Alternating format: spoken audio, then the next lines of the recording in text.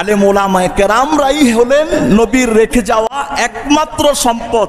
পৃথিবীতে ওলামায়ে কেরামদের যদি অস্তিত্ব না থাকে, ধরেন আজকের পরে পৃথিবীতে কোরআন ইসলামের কথা বলার লোক নেই, এক মাসের মধ্যে গোটা পৃথিবীর 200 কোটি মুসলমান সব বেঈমান হয়ে যাবে। এটা বেটি কথা বলেন। নবী করিমের রেখে যাওয়া দ্বীন ইসলাম রক্ষা হেফাজতের কথা, এটা নবীর উত্তরসূরি যারা আলেম ওলামা তাদেরই বলার দায়িত্ব। এজন্য আপনি দেখবেন সামাজিকভাবে প্র্যাকটিসিং যারা মুসলিম আলেম ওলামা ধর্মপ্রাণ তাওহীদ প্রিয় জনতা, তার সে যে প্র্যাকটিসিং মুসলিম, এই কারণে সে যে কোরআনেরটাই বলে, কোরআনের মত পথেরটাই মানতে চায়, এটাই সমাজে বাস্তবায়ন করতে চায়।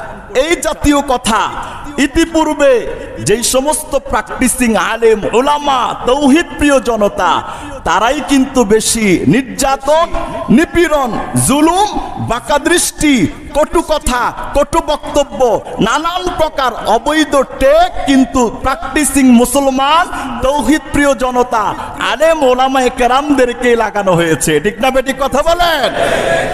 ভাই আল্লাহর কসম করে বলি যে আমরা খতিব সাহেবরা জীবন যৌবন সবকিছুকে নিঃশেষ করে দেয়, আমাদের কথার সাথে আমাদের মুসলমানরা হাতে না মুখে না আন্তরিক ভাবেও যদি সমর্থন করত, রব্বে কাবার কসম করে এই কথা বলতে পারি, এই বাংলাদেশে অন্তত কোরআন ইসলামের বিরোধী কথা বলার সাহস কোন বেঈমান নাস্তিক মুরতাদের বাচ্চার নাই। ঠিক না বেটি কথা বলে?